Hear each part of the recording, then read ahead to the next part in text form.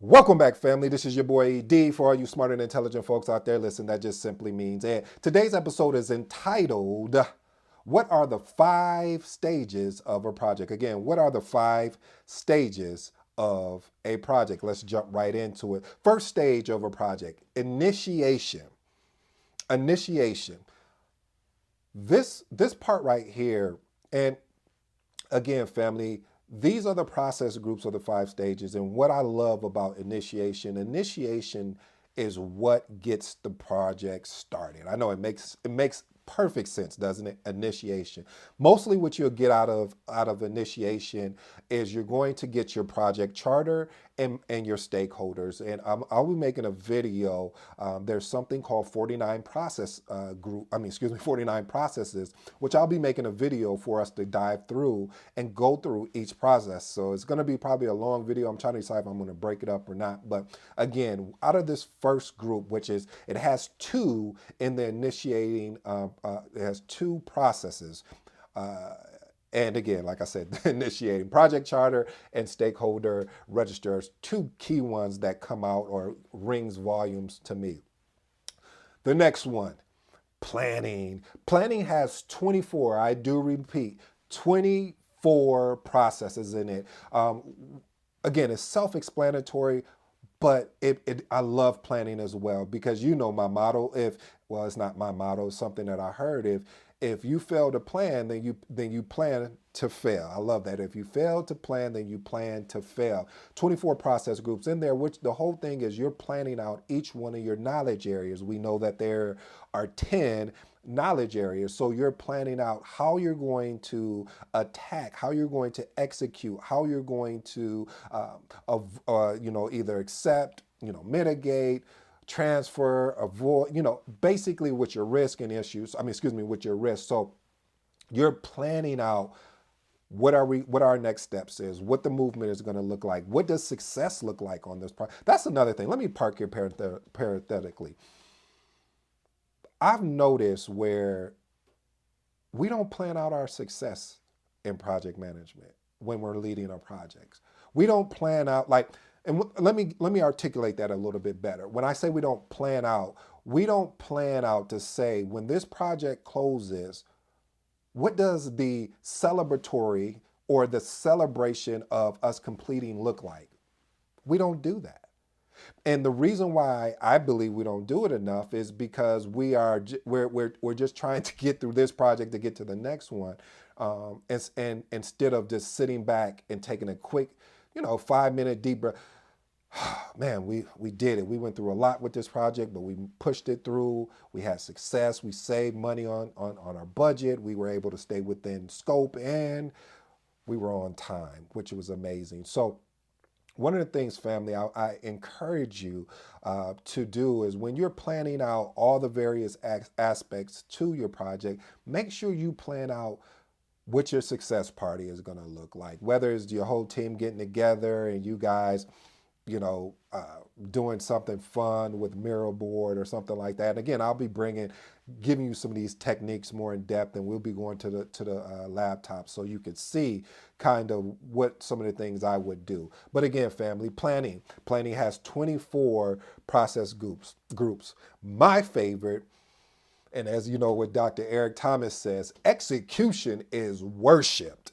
So the next stage is execution.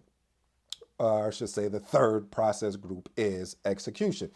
Execution is, this is where the expectation is that project deliverables are going to be coming out of the execution phase. You have an expectation that your project team at this point is already in motion. We've planned it out effectively, where we've understood some of the potential risks. We understood what our schedule looked like, and now we're executing on the things that we said that we were actually going to do. And what's amazing about this is that within the execution process, I think there's 10 processes within execution. So this is where you're, again, like I said, family, you're going to be focused on making sure your deliverables are actually being created and being done.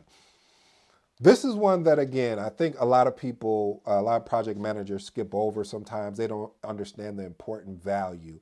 Um, you this next stage, or stage number 4, or process group number 4, monitor and control it. I call it uh, measuring and checking in. Oh, I like that. You don't use that. No, I'm just playing. Measuring and checking in. What does that mean? Measuring against the things that that the team said that they were going to do, and checking in with the team members to see if they're having any impediments, if they're having any challenges of delivering what they said they were going to do. Do they need more resources? So that's why I call it measuring and checking in, because you're measuring on what the expected results is, or what the team was going to delivering, and then you're also checking in with the teammate, your project team, consistently, to make sure that they got everything that they need, to make sure there's no roadblocks or impediments. And I repeat that over and over again, family, because I want you to make sure, because you're here because you want to be an exceptional project manager. And a lot of times, family, as project managers, we have to remember our team is is, and I'm gonna give you one of my grandma's references again, is our bread and butter. And because it is our bread and butter, we need to be checking in, and checking with their mental health too, to make sure that they're good and that everything is flowing. Just don't call and say, hey, where you're at on this item. Create some conversation, create the dialogue to develop that trust, because that's key. You don't know when you may have this same resource on another project, and they may not even want to work with you because you didn't learn how to effectively persuade and have a great conversation and check in on them, not just checking on checking in on them when you need something, but just checking in general, just to make sure that you let them know that you're actually here. The last and final one, which gets all of the I'm sorry, and there's 12 actually processes in the monitor and controlling, or as what I call it is measuring and checking in. But anyway, the final one is the close. Listen, I don't care who the project manager is, but closing a project is the most joyous and the saddest thing at the same time.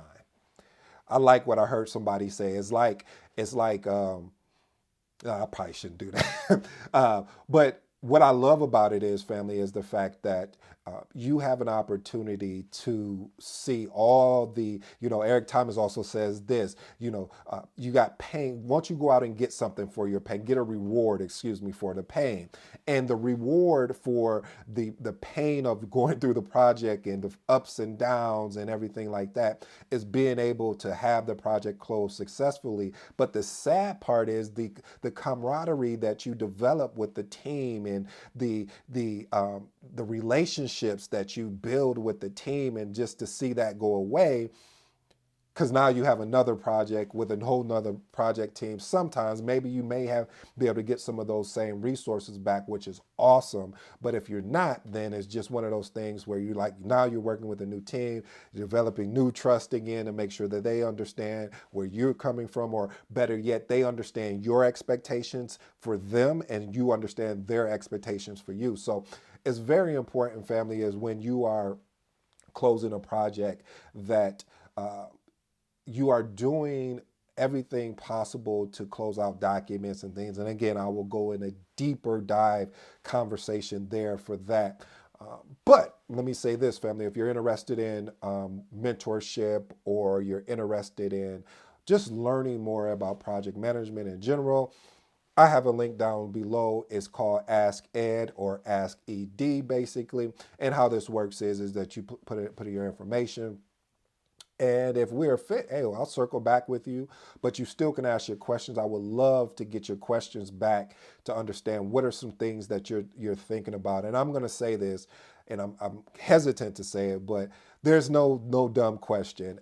But really it isn't, because I'm here to serve. And if there's questions that you've been looking for, click that link at the bottom here within the description of this video and ask ED. I would love to expand on any project management questions that you have, or videos that you saw was like, hey, I would love to learn more about what you were talking here. And I'll make a special video. I'll give you a shout out as well. If you don't want to be shouted out, no problem, won't shout you out, but I'll at least let you know that the video was made. for the audience and everything. So until next time, this is your boy D, and this has just been another Conscious Agility Movement. I'm out.